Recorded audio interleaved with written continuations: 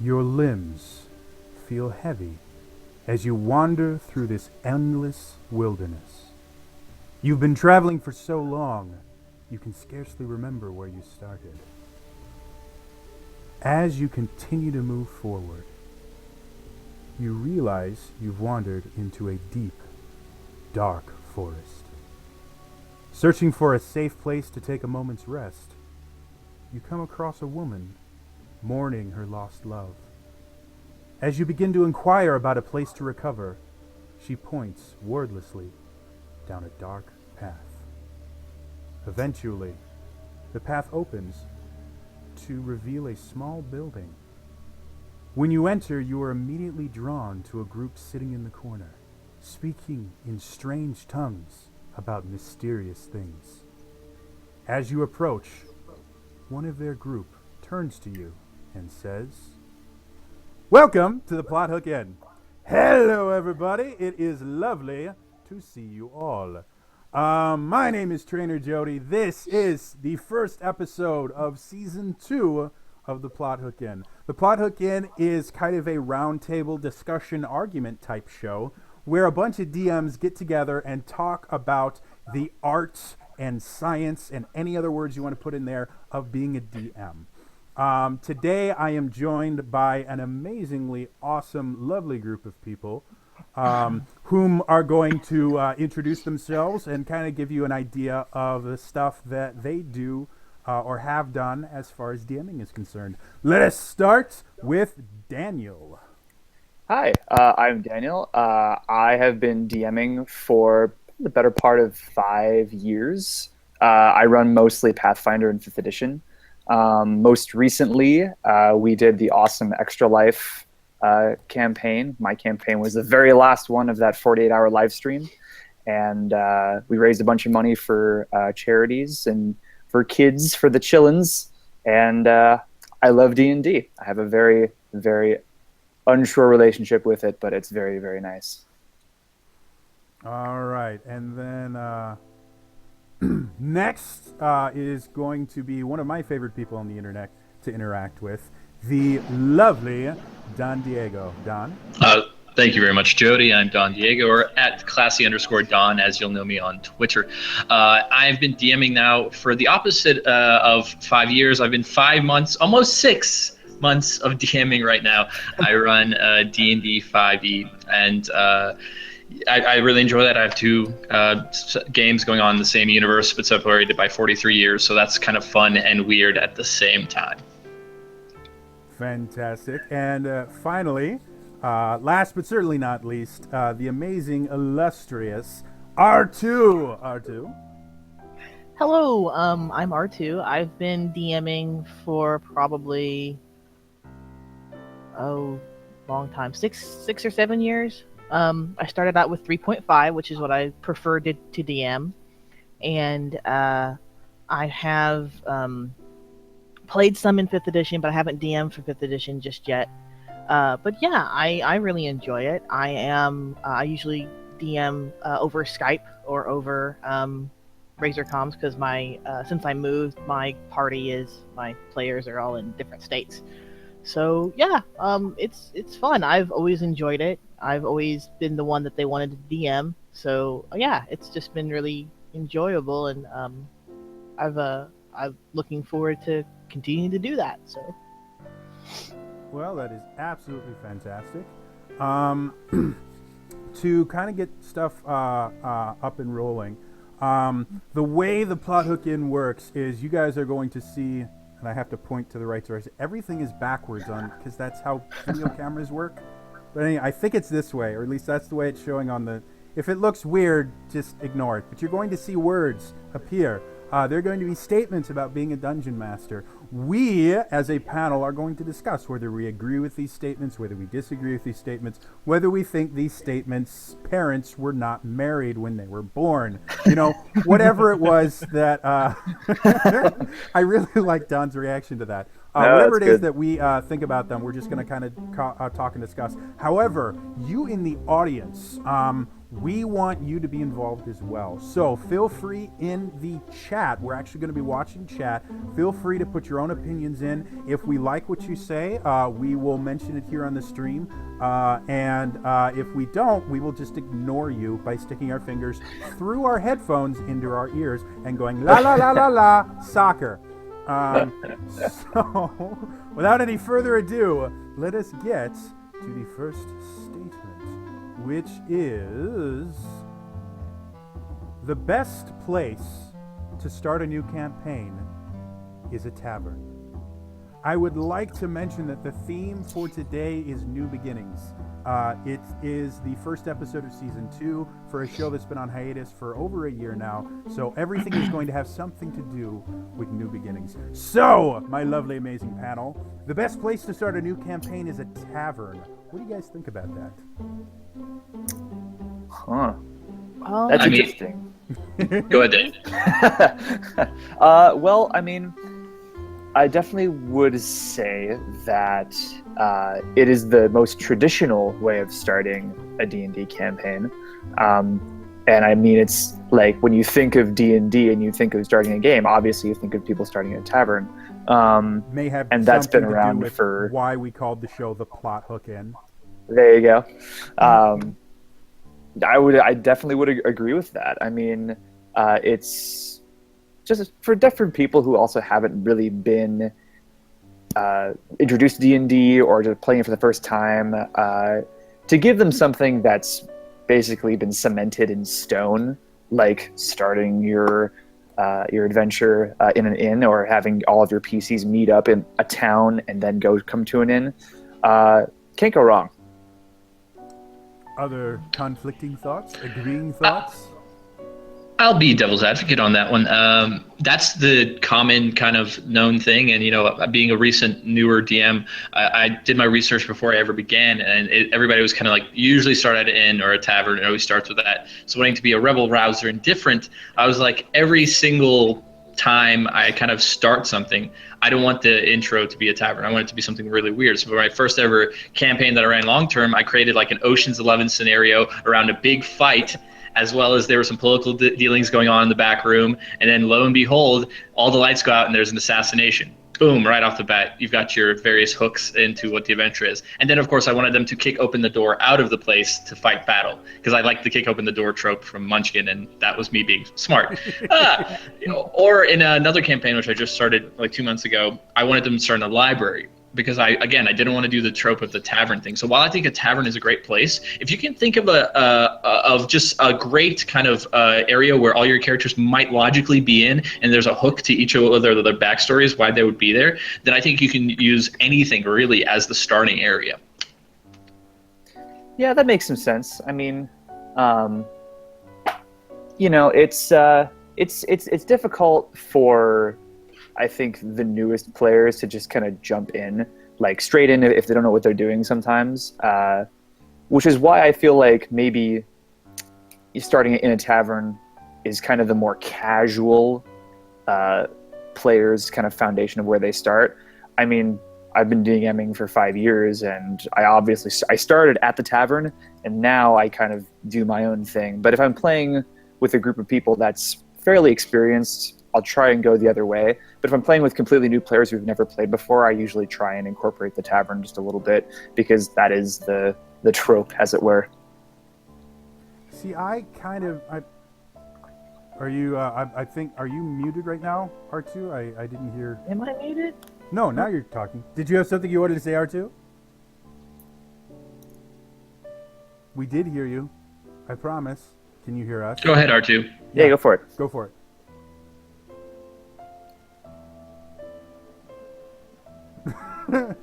Uh-oh. Technical difficulties. I think R2's circuits are on the fritz. Where's 3PO? Where's 3PO? Sorry, I had to do it. Yeah, it's fine. You can do that. Right now, we cannot hear you, R2. Try changing something again. Okay, so I'll counterpoint while we figure out the technical difficulties. Sure. You know what? Yes, I totally agree. When you come into kind of a brand new game, for new people who have no idea that even the tavern is a trope, you can almost get away with doing the tavern just because that's a place that people like to go, whether they want to go drinking or eating or just meeting to local townspeople. We know kind of because of the high fantasy setting of Dungeons and Dragons, the tavern is also one of like the focal points of a community. So it all makes sense in world to be there and have a lot of people there sharing information and rubbing elbows and being deep in the conversation. So I'll counterpoint my own point. Yeah, no, Nice. like I said, I can kind of understand the idea. Like starting in a tavern is an easy start, especially if you have a bunch of people that have very different backgrounds. You know, everybody goes to taverns and stuff like that. So I've always considered the tavern as kind of the, you know, easy mode intro to get everyone playing together. However, like the campaigns that I enjoy the most involve people meeting in very, very different places. Like Out of the Abyss, the most recent D&D Adventure League campaign, everybody starts in a prison having been captured by drow in the Underdark.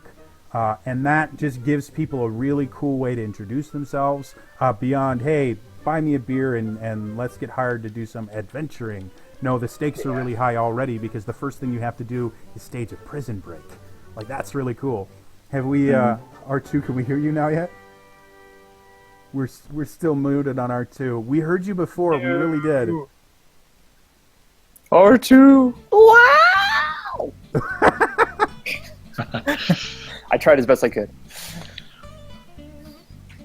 We're still getting All right. nothing. I'm so sorry, R2. Maybe if you, this may screw things up. Roll for, I was going to say, Roll for intimidation. yeah, I was going to intimidate electronics to work. Dude. But no, you're right. And then on the flip side, since I like to bring in new ideas, is the prison thing's really clever because I ended up using that as while I did start in a big, like I said, Ocean's 11 scene. I used a prison as a way of like this forces people to be like, so who are you? Because you know everybody wants to do their own thing when they're surrounded by people and there's a big fight and there's shady deals happen. But then having them all of them get arrested, and this was kind of something that was going to happen anyway. It was a storyline thing that I needed to happen to force them to talk. Was kind of my vector of being like, okay, you're in this world for a reason, but now you're forced to talk to each other, and now you're banded together against your will. Yeah. Am I? Can you hear me Yes, now? we can hear you. Yay! You're a little bit Oh, quiet, okay, good. but we can hear you. To interject, I generally start. I've done the tavern thing, but I've also been a fan of starting everybody at different corners of my world, and then making them all end up being in the same place. So I don't That is generally. really Sometimes I interesting. start everybody at the same location, but I'm a fan, and I have done this where I've started people. All my players were at different places, and I made them all come to the same place. So I've had clerics were at the temple, and they got pulled from there. I've had rogues in the streets got captured by guards. They were pulled. I've had druids that were out in the fields doing druid things, and then them being Doing druid summoned for a things. common goal. So I've done that. My new players, I have a friend whose wife just recently started playing. She's my favorite rogue ever, and because she is so new to it, she doesn't know what a rogue should be. So she's playing a rogue as she should be that. So when I started her, she just thought it was awesome that everybody came from different ways. So I don't know necessarily if it's the same for all new players, but I know for her it didn't really matter. Like, we've played several games, and it was like she just enjoyed the fact that she could have this unique story just for her as far as where she started from. Yeah, and I think that's I have another new player who started the game, and I'm kind of going away from like where to start because he had to come into the campaign like 4 months in. So I had to, but I also had to have another person also come in because I have what I like to call the hemorrhaging campaign, where over the last 6 months I've had at least like 4 or 5 people drop in and out. So I brought on new people. Like I think we've gone through a total of like 13 different people in this campaign. There's only 2 originals from the original 6 that are still there, counting me as the DM. So it's pretty much become. They joke. They say it's not really a campaign of 5 or 6 people. It's really the adventures of Zunir, Ormung, and then a whole bunch of randos. So when I had two new characters come in on the same day, I kind of had to shoehorn them in. But one of them was completely new to D&D, and he just would not kind of open up. He played this kind of ranger from, not out of nowhere, who's not really big into these big cities, and he's apprehensive to do everything and whatnot. And it's kind of like I think it's almost nice that he's set up a character that could do that, because I know in real life he's doing the exact same thing. Like, hey, I don't know how this works. I don't know how these checks work. I don't know what this thing is. So the fact that his character immediately doesn't do a gigantic exposition spill or a backstory, monologue is great. So he can kind of learn. And then as he in real life gets more comfortable, his character gets more comfortable. Right. Yeah. Makes sense. I mean, going along that line, one of the reasons for using the tavern is to give everyone a way to kind of link their backstory in, and alcohol looses lips, so people start, it's an easy way for people to get their backstories. For those of us that don't use the tavern trope all the time, obviously Don's talked about put people in a prison cell and they have no choice but to talk about themselves. I've used tropes where it's not tropes. I've used techniques where you basically put them all, like in the campaign I run on Tuesdays. Most of the people haven't actually shared their backstory yet. They're just kind of slowly learning about it as I weave their backstories into the campaign a little bit at a time. And I like that aspect. I like the fact that the players themselves get to find out and learn about these characters as the characters are learning them as well. Thoughts from the rest of you all about inserting, backstory? It's a good question. I've had. I'm sorry, I didn't interrupt. Go for it. I've had like my rogue is my best example. She didn't know what backstory she wanted, so I kind of did that for her. As far as like, okay, well, different scenarios, you're learning about yourself because you were orphaned or whatever, and so that's how I introduced her and kind of let her dictate her backstory as we went on. But I've had almost said customers. I've been at work way too long. That's what retail does to you. It messes with your head, man. Oh, I'm telling you, I've been working 12-hour days this whole week, and it's just, But I've had players like, one of my players likes to play a Scion, and he has this immaculated, novel of his life, his lineage, everything. And it's almost like, you could have a campaign just on him, just for all the stuff that he's wrote. So having to, integrate all this little fine nuances from him, I generally just take him as himself, and then, put him in my world and let him dictate how it interacts with him. So sometimes backstory can be almost too much. I don't need to know your history of your mother, your father, your mother spelled like elderberry. I don't care. I mean, it's sometimes backstory my players have gotten overzealous with it, and then I've had people who just hey, help me tell my story. And help me figure out what that is. And I like that more than I'd like people writing me novels about what their backstory is. Yeah. Which is why I really No, go Dan, I want to hear you. That didn't sound creepy at all. That's why I really enjoy 5th edition's personality trait, bond, ideal, and flaw system that they have going on. For those people who just kind of want to go straight into the action, they just want to, go, fight monsters, slay a dragon. Because depending on, personally, my group only gets together probably around twice a month because people have families and jobs and social lives other than D&D. And so we only get to really come together for 4 to 6 hours and really get through the game. So I like the fact that you can just roll a d6 or roll a d8 and be like, you know what, I'm a bard who is an instrumentalist, which is his personality trait, but whenever I see a pretty lady, I have to try and have sex with them at every single opportunity.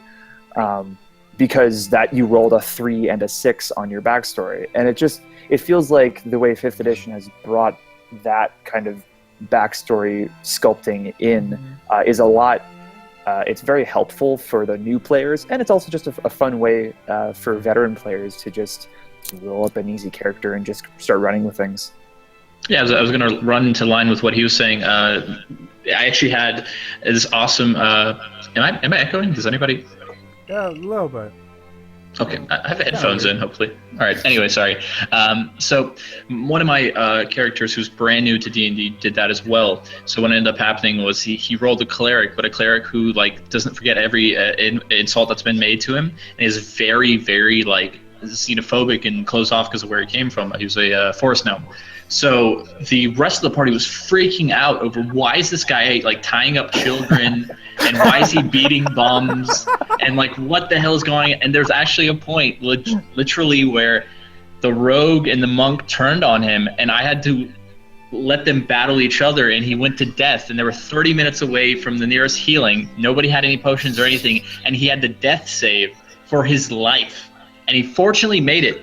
But then after that they had a come to Jesus conversation where, you know, this is where my player now opens up into her backstory and looks, this is why I am the way I am, this is why I'm like this is what I believe, blah, blah, blah, blah. And finally, the other characters like sat him down and were like, okay, well, you can't go doing like this. We need to be there to check you. We'll tell you what to do. And he's like, okay. And as soon as that has happened, I said, okay, we're stopping the session. We're just going to have a talk about what the hell just happened. Why you guys turned on each other and started fighting. Like, what type of game are we trying to run here? And they're like, I think he's fucking evil. I think he's trying to do an evil thing. And I was like, no, that's his backstory. And he never explained it until you guys had to stab him. And now he got a chance to explain his backstory. So, yeah, it was one of the most fun but also weirdest things I've ever done, as literally, because at the time it was a 4-person campaign. So the monk and the rogue are fighting the cleric. The psionic is asleep, but the player character is kind of over here like, oh my god, is this really happening right now? Oh my god. Like, it was so weird, the tension that was going on, because like they were like, Matt, what are you doing? And he goes, I fight back. I do hold person. I'm like, okay, roll wisdom save. They go, now I'm going to stab him. Like, I'm not even going non-lethal. I'm going to stab him. Oh my god, everything's falling apart. But fortunately, backstory saved the day. He had his come to Jesus and everything worked out. I've had PvP, that man. before. Yeah. I've been that person. I played in a 2-person campaign with my friend and her husband was the DM, and we were doing Space Invade. It was like a Space Invader cybernetic. It was D20 modern, but it was the futuristic. And I was the rogue, rebel, soldier person who like fixed everything and made mechs. And then my counterpart, my other party member, she was this captain of the fleet. And because I'm this cocky, badass, mechanic person, and I think I'm awesome, and she's this hard-nosed, commander, we fought to the death. I killed her with a wrench, and she slit me open with a lightsaber. So when we both died, because we didn't realize at the time that none of us had said, oh, this is non-lethal. So basically her husband's like, okay, well, you're both dead, the campaign's over, and we had just started. Literally, this was our first session. And so the way that we begged him, how can we fix this? How can we fix this? Okay, so they put you in the healing chamber, and somehow, because of what happened, your minds have merged to one. Okay, what does that mean? Well, that means that you can hear each other's thoughts all the time. You all have, all the time. Every little thought that this person has. It doesn't matter if it's, a fleeting thought of, ooh, that's shiny. No, you all have the same mind. And that's how we had to play. And we had to roll insanity checks to keep us all from going crazy, because we could hear each other's thoughts. And that was how the campaign went, is that, we had to figure out a way to unmeld our minds. Wow. Well, That was Very Cthulhu-esque. the line of backstories and basically kind of world building in general. Our next topic of discussion: the best campaigns have a detailed world created before they start. I agree with that statement. Okay. I absolutely agree with that statement. I'm going to disagree just to be good and help the host have conversation. Otherwise, this I was is going this is to 3 people disagree going, as well. awesome. But let's go ahead. I mean, R2 is the first to mention. R2, your thoughts on this? I generally build my own worlds. One of my campaign settings is called Serenity, and it is a continent. I know every single building. I've built every single building. The reason being is because my players, I know the people I play with, so I guess I've only played with the same. Well, I've played with probably the same 8 people at different times. So I know how they like to explore, and I like the open world aspect. So I have basically NPCs and little descriptions for each and every building that I have. I have a Bardic Knowledge Library. I have a Museum of the Old War. I have the castle, the royalty, the hierarchy, you name it. I know their colors. It's everywhere. Like, I have this all set up. And I think the more detailed, not necessarily like how many bricks are in the building, but just kind of like that mentality. Because I don't know where I don't like to build a linear story. I like them to kind of tell me what the story is going to be. So I make the world as detailed as I can so that I know where they want to go. Because I don't want to railroad them into one path. I want them to be able to explore something, find interest in it, and then, okay, let me build a campaign off of that. Yeah. I would say I'm the kind of DM that also enjoys kind of relishing in the world building, just because I also enjoy making up worlds and making up NPCs and all that kind of stuff. I have also gotten the players to also sort of build the world in a Will Wheaton Titan's Grave-ish kind of, style. Right. I'll ask them about, like, if they go into a city, and I'll say, oh, so you have a rival in this city. Who's that rival? What's his name? And what has he done to become your rival, kind of thing. And I find that while solitary world building is, just you pumping your ideas into a world and making it your own, I find that also the ability to share what you can, because you can't let players do too much in terms of building. Yeah, don't things. let those players play around in your sandbox. Yeah, exactly. Yeah, but that doesn't mean you can't share the toys out of the sandbox. I love it. Or they can't bring their own toys to the sandbox. It's that player inclusion that I find really helps people. Not only, especially if they're new and you haven't really associated yourselves with them, or they've never played D&D, it gives them the chance to kind of break out of their box and be imaginative with you, instead of, this is how the world works, this is this, and it's just very linear, like you said. Makes sense. Right. Don, you wanted to play counterpoint here. Yes, I did. So while I did do the similar thing where I like to ask my characters before I come in, because in my very first campaign, I was creating the world in 2 days. We decided on a Friday. I'm like, I'm the one with the most experience, and I've only been playing D&D for 3 months, because most people were like either new or hadn't played in 15 years. So I'm like, I'm the only guy with 5e experience. I have 2 days to create a world. Anyway.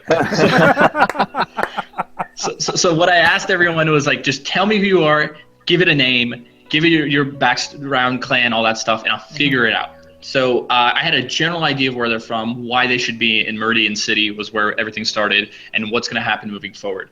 But I found very, very quickly, and one of the things I learned when researching as a DM and talking to all DMs, is never plan or anticipate something to happen, because your party will always go in the other direction. So I always wanted to put myself, and I never wanted to put myself in this world of like, oh, well, here's a city and here's a place and something's going to happen, because literally what has happened is there was a character who was leaving because of work. So I was like, he gave me 3 weeks notice. So I was like, great, you guys are coming up to like a big battle, you're going to finish an arc, because I also like the non-linear thing of having multiple arcs and things like that. However, I'm very big on time. I always tell them what day it is and what time it is and how relevant it is to seasons, because I kind of do the Mass Effect thing of there's things happening and every action you take is a check along this thing, and an event's going to happen whether you're there or not. So if you don't come back to that city for 2 months, Maybe they have a new elected official, or maybe something's been burned down mysteriously. You weren't there to intervene. It happened. The world is living and breathing. So in order also for me to do that is I also don't want to be too strict and linear, because what ended up happening is I had 3 weeks. I set up this big hoorah. You guys are either going to save the day or you're going to go out in a blaze of glory, and he's going to leave. The day of, they immediately start the session. They learn a little bit of backstory from one of their other NPC friends, and they go, no, screw that. We're going to go check on them. They're missing. We're out of here. And I'm like, I planned this whole final session. Like, this whole battle, like the drow are about to come up, and you guys are just going to, okay, I got to improv this. So then it became a whole nother, I had to create, like right off the fly, another epic battle from some assassin that was following them. But I remember in the back of my mind, I'm like, all right, you didn't stop them from coming through that portal. Let's see what's going to happen in the future. Yeah.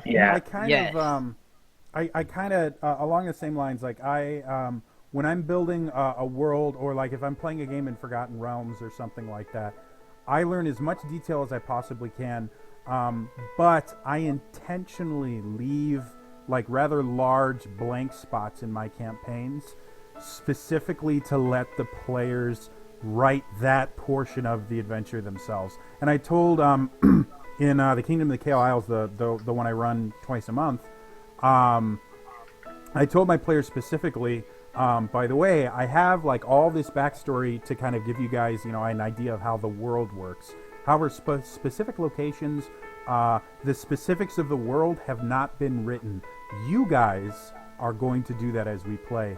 And it's turned out really well, just due to the fact that I come from a very improvisational background.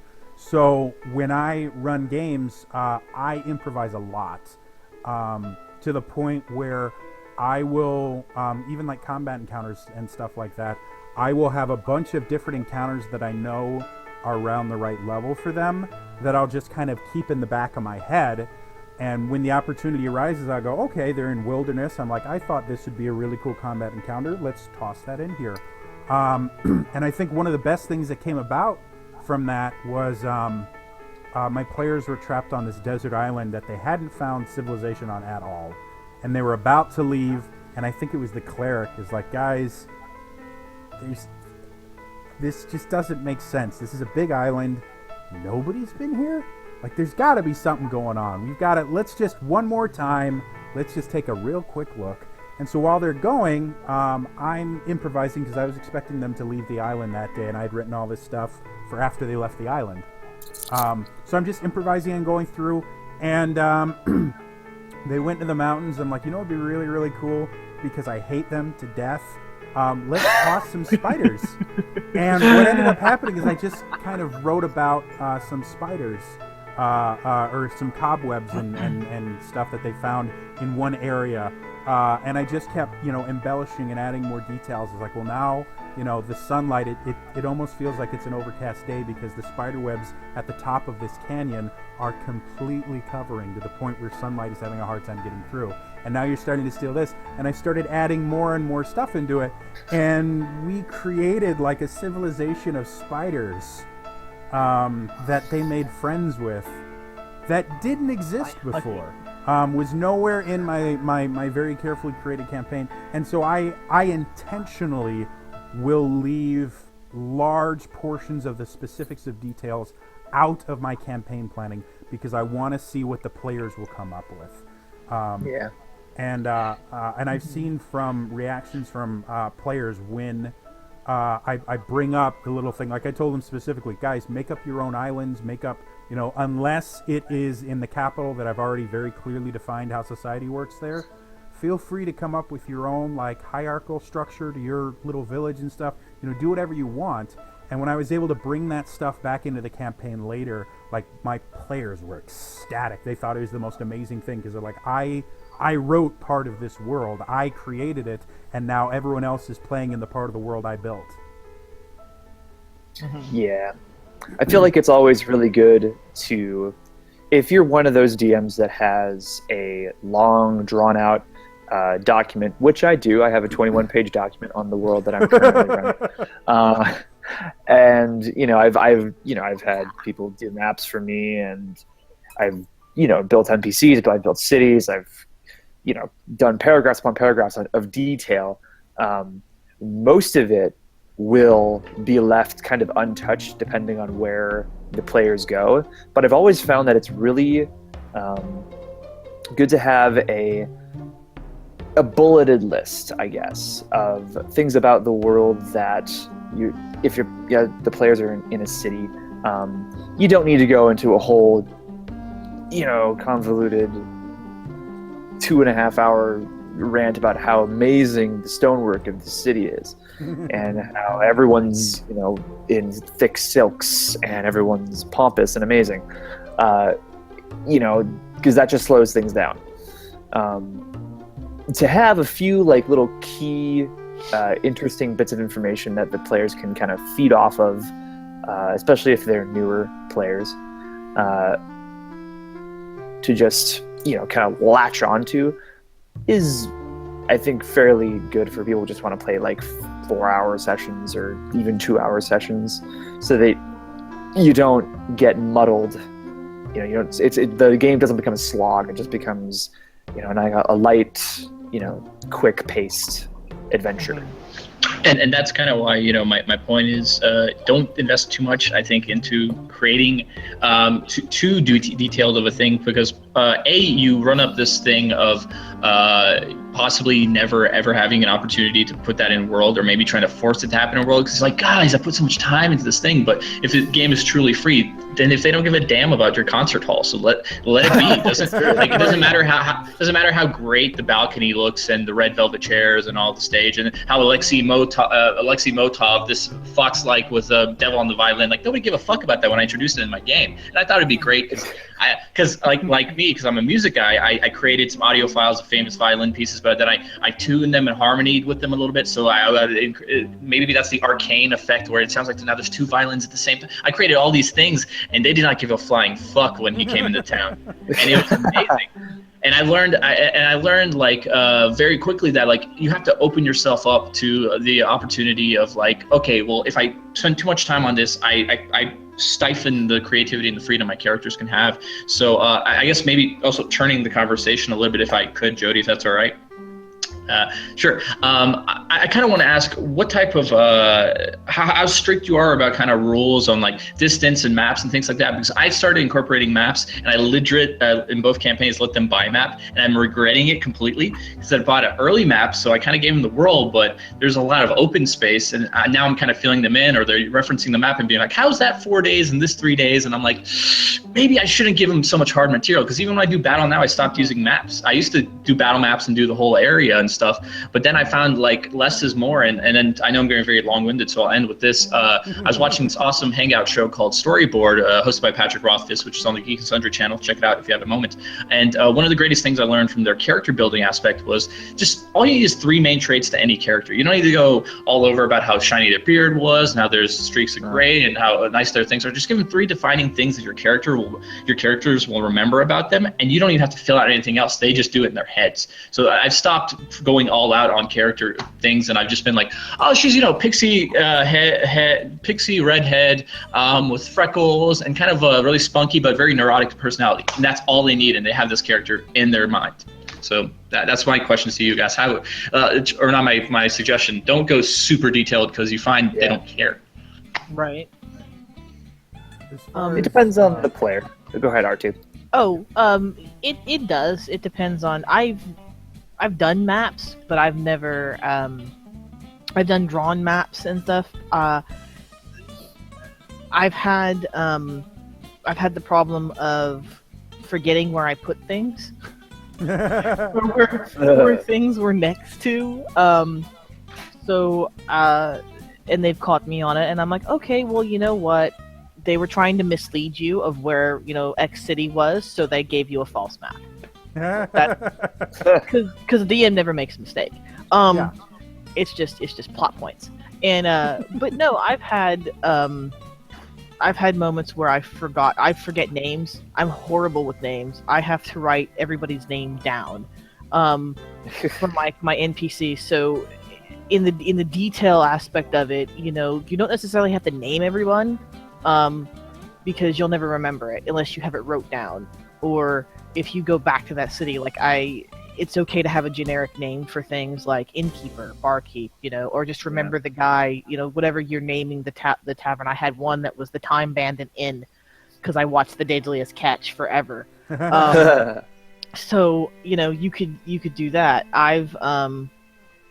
But less is more. I mean, I agree with that, but because in my world it was either I forgot where things were, or I would forget what their name was, or I've gotten to the point now where it's like I reference them by what they're associated with.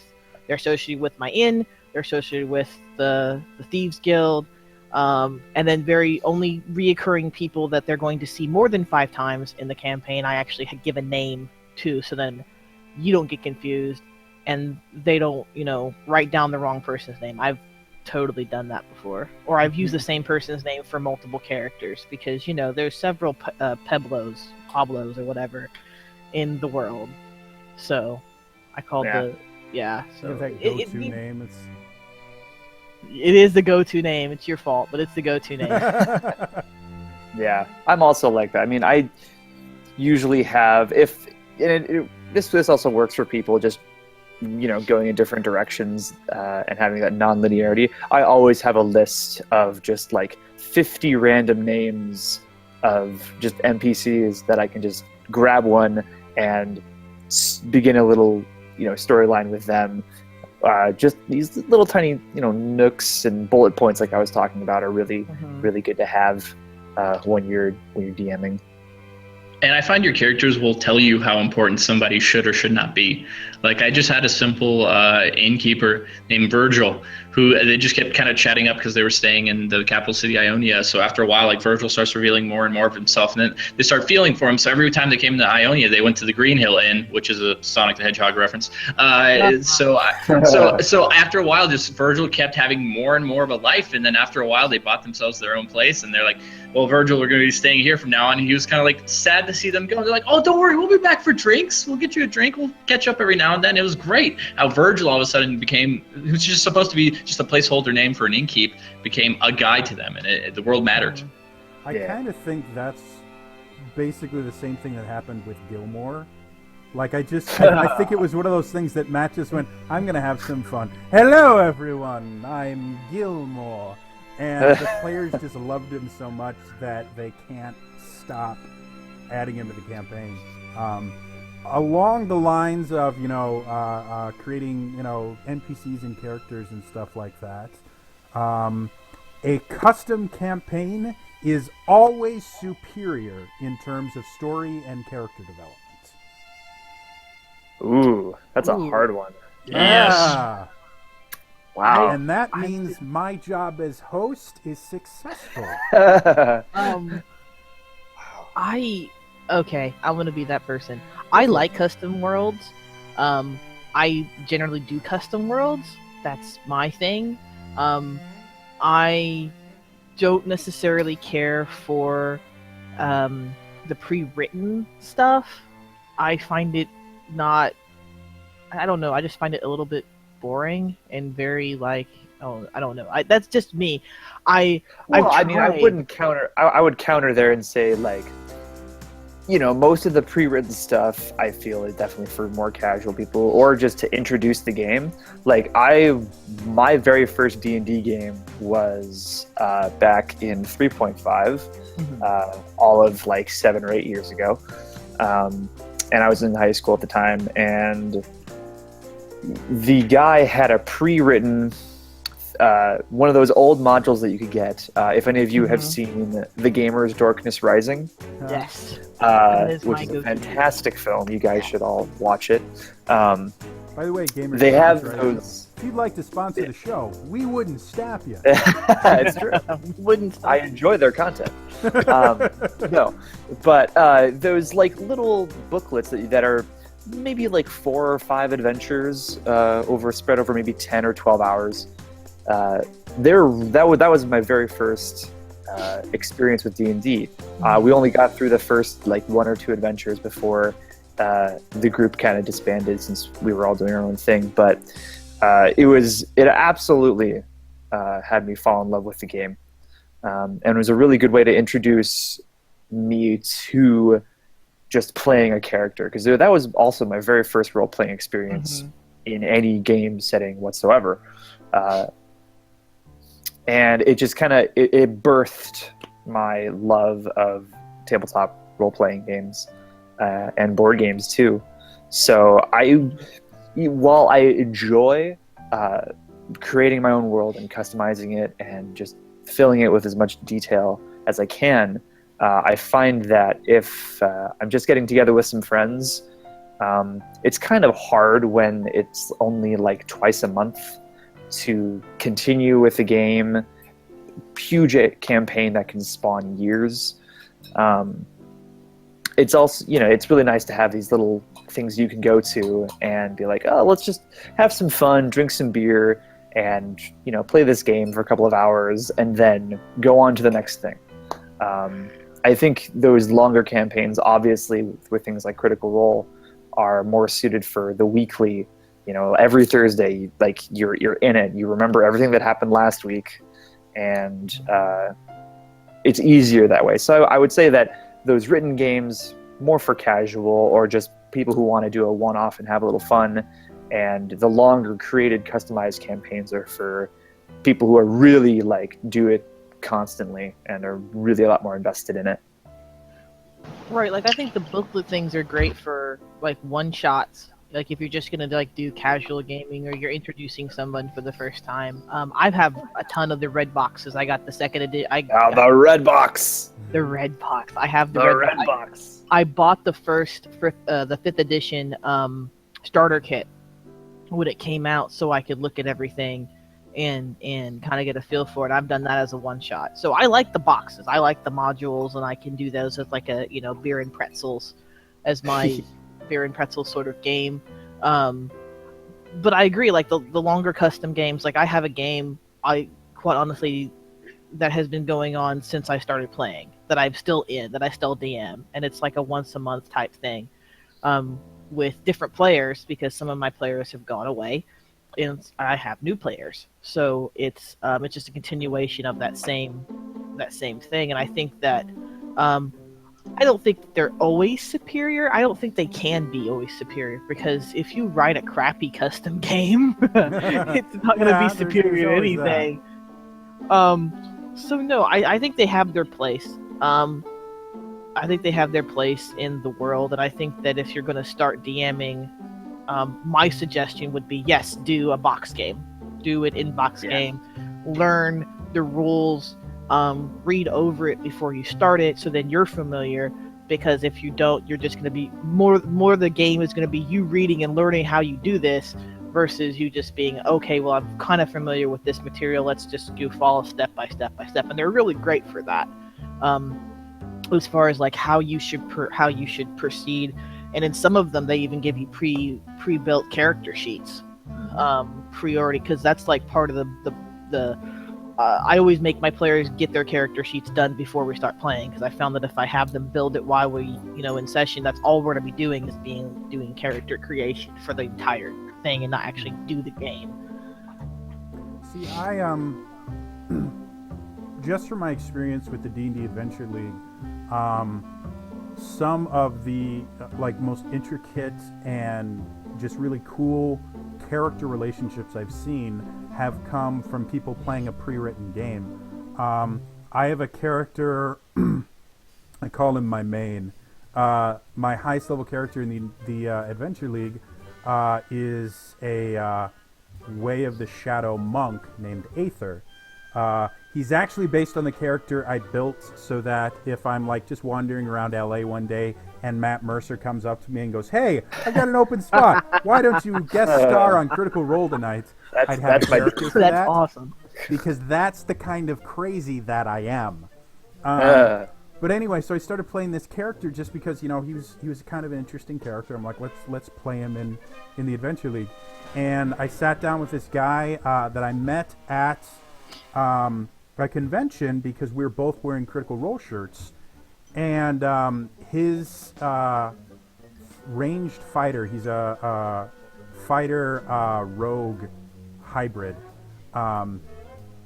He and I just kind of clicked, and now every single convention that one of us goes to, we will give the schedule of games that we're playing to the other person, so we can try and play at least one game together. So Aether and his character Sial have this incredibly long backstory and have this really, really deep bond just from playing these pre-written kind of one-shot style games over and over and over again, because they're the same character and they just kind of travel and go. And it was just really, really cool. And they both have very kind of unique backstories that people keep learning about. And I scare DMs every so often because I have this massive backstory for this kind of casual play. And so, yeah, I think a lot of it has to deal with how much the players are willing to kind of commit to it. Because I've seen some incredible character development. Like when I ran Tyranny of Dragons, we had a guy... what was his name? Sir, I can't remember the character's name. But in the first adventure, he was a bard, and he kept trying to attack. They were in like a river, and he kept trying to attack these bad guys and kept missing. And just to be an ass, I wouldn't just go, "Oh, you missed." It'd be like, "Well, you didn't hit him, but there's one less toad in the world." And that happened like 6 times in a row. So we turned him in. Valric, that was his name. So I just gave him the nickname Sir Valric Toadsbane. And through the rest of the campaign, he got more and more famous. Like, part of the reward he asked for saving the town from a dragon attack was they had to build him a statue. And then he found another group that built him action figures that he would use in persuasion checks. I was like, "Excuse me, I have an action figure?" And he was this incredibly deep, detailed character that just came about because I kept saying, "Well, you killed a toad, and, you know, that toad is never seeing his family again." And, you know, just all this stuff. And Sir Valric Toadsbane is still talked about at my tables. Wow. And you see, I think that's kind of why I think custom adventures are superior, because I'll say this is, you know, my bias is I play weekly games. I fortunately have people who take the time, and they're very nice. I mean, we've changed 5 or 4 locales. We had to play in a bar for a couple of weeks in a row, which is interesting, playing in a game bar here in Atlanta. But they try super, super hard, and we, in the 6 months I've been, have only missed 1 week in my main campaign. So that says a lot to how much these people love these characters and play. But however, it's at a point now to where really, if I show up and I just said, "You guys just talk," they already have characters and backstories, and they want to talk about themselves or bring themselves or their actions in, and they know their characters so well that I don't have to create an adventure. The adventure is being their characters again. So that's why when I did Adventures League, or when I have the idea of playing one-shots, and I had 1 week where we did it for Halloween. We did a one-shot. In my main campaign, there's now a guy who's been playing for 15 years, and he's far better than me, and I think he secretly judges me at all times. But He probably does. No, I know he does. And I'm sure, like, whenever I mispronounce a god's name, like Corlan, he just like stares at me and wants to murder me or something. But it's Bahamut, not Bahamut. Yes, that too. In order to do that, you have to have glasses that you can push up your nose. He does, though. I don't. I need to. Yeah. You gotta get glasses. I need to invest. You know. I need to invest, but okay. But kind of back to the point I was making was, sorry. I really hate feeling the game part of the RPG. It's 2/3 of is it role playing, and I'm all about the role playing. And we've had now in the past 2 sessions, just because of the characters that I want to, so 3 straight hours and 2 sessions, so 6 hours, sorry, of just straight role playing and plot development and slow character development and learning the world and the city that they're in without having to, you know, fight a friggin' Hydra or something. So, you know, I think that's where the fun is, because once you start like, "Oh, I want to min-max," and I have 2 characters who are min-maxers, and I know they're trying it, but I'm super not like, I was against whatever R2 said. I actually came into it where I was like, I watched a bunch of crit roll. I'm not going to be super particular about the rules. So I did a lot of things that weren't technically right. There was a whole character, I think, Chaotic Magic or Tides of Chaos. I was doing wrong for like 3 months, and then finally my sorcerer was like, "You know, you can just make like wild magic happen anytime. Like, that's just how Tides of Chaos work." And he goes, "Really?" He's like, "Yeah, I just thought this whole time you were really nice and didn't want to screw me over in the middle of battles." I'm like, "But now I know." So like, because this has opened up so many opportunities for them to tell the story and them to be the storytellers. Because the way I also choose to play the game, and they know this, I think I'm actually far too nice in the game, is I want you guys to be heroes. I want you guys to have fun. And if I was out here gunning to kill you, then you'd meet a Tarrasque first thing and it'd be game over. So, like, no, I want you guys to have a blast and feel awesome, but also, you know, occasionally I will do something mean and harsh, and it'll be against the rules, and you're min-max bear totem barbarian shouldn't be taking damage to this because he's got resistance against everything. Well, fucker, this is a new thing I made up and you're dealing with it. Because it's the story point. It's the story point. I don't give a shit about the player's handbook. It's a suggestion. It's not the Bible. So I'm going to make something up that screws you over. I'm going to have you start this battle with 1 hit point. Deal with it. Like, that's just how it is. So, yeah. Yes. It's always hard to have a rules lawyer in your game. I So the thing dislike that you all that. should take away from this is don't piss off Don when he's your DM. Yeah, exactly. He will You're- drop a Tarrasque on you. Exactly. Well, there are two the rules. only time I've had to scare them, and this is a great thing, actually, just anybody who wants to DM, and if you really do want to heighten the stakes, but also still keep your characters alive, but let them realize how serious the thing is, especially if they're kicking too much ass recently, which has happened to me, was I created a danger room situation where some psionics let them kind of go at it in the head, so I let them feel good taking down an orc, and then I'm like, oh no, then the scenery immediately changes, and there's a drow army to your left, and there's an ancient red dragon to your right. First turn, you're going to get hit with a flame breath. Let's see who survives. Nobody does. That's the point. The point there was to teach them, and like, hey, don't get too full of yourselves. There's things that can kill you, no problem. Well, with that striking revelation from Don Diego himself, we are going to go ahead and close the discussion we're having today on the Plot Hook Inn. I would like to thank everybody that tuned in to watch us. If you're watching on the YouTube channel, thanks for watching. Feel free, if you have your own ideas on some of the stuff that we talked about today, feel free to leave it in the comments below. If you have something you would like to see the people on the Plot Hook Inn discuss, feel free to tweet it at me. I am at Trainer Jody, and use the hashtag PlotHookIn.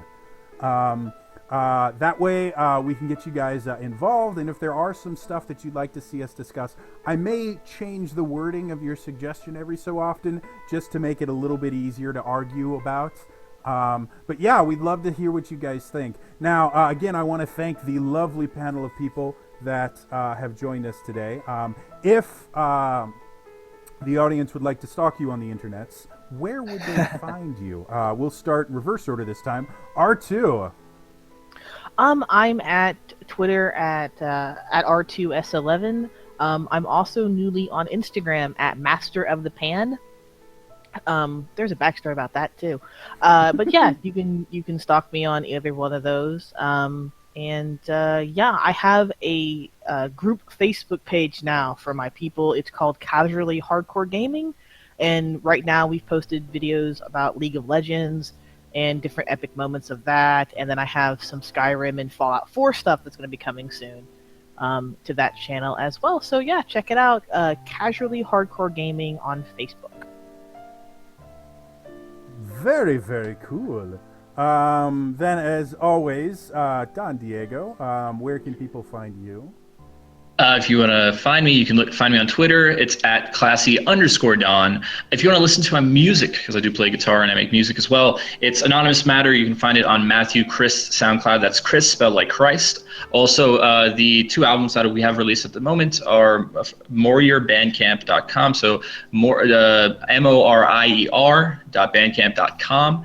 And if you're ever at a convention that I am at, I run a con campaign. That is what I call it. It started in San Diego Comic-Con, then I went to Dragon Con, and any convention I go to now, I'm going to have this continuous bonkers story where we fight monsters that are way above our levels, but somehow get out of it through humor and jokes. So you can kind of throw your hat in there. If we're ever at a convention, find me and run into that game.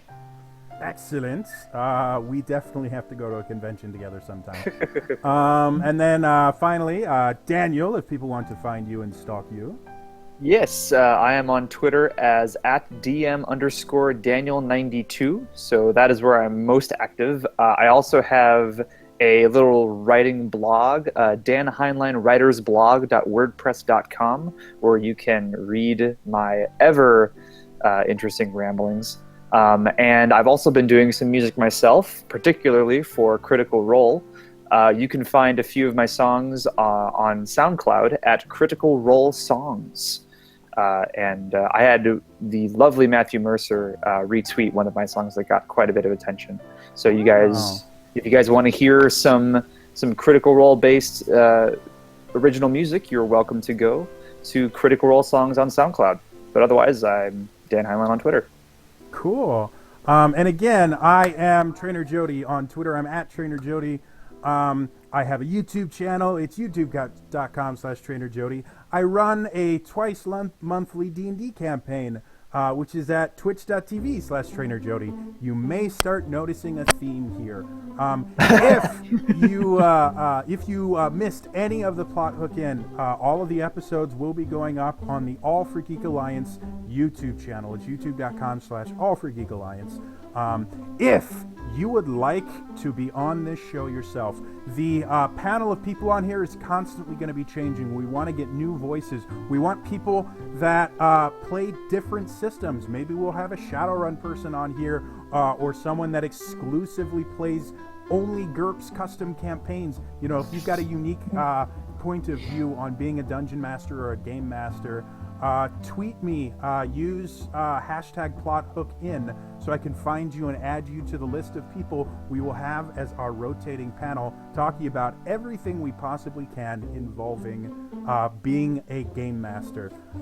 Just to add a little kind of fun fact at the end, Geek and Sundry recently published a link to an article that shows that apparently people that play role-playing games actually have more empathy than your average person. So going around and playing pretend and becoming people that you aren't apparently builds empathy. So, yeah, it's kind of cool, right? Anyway, that is all for us today. Again, I want to thank everybody for watching. Please, please, please flood the Twitterverse with hashtag PlotHookIn. Give us your ideas. Volunteer to be on the show.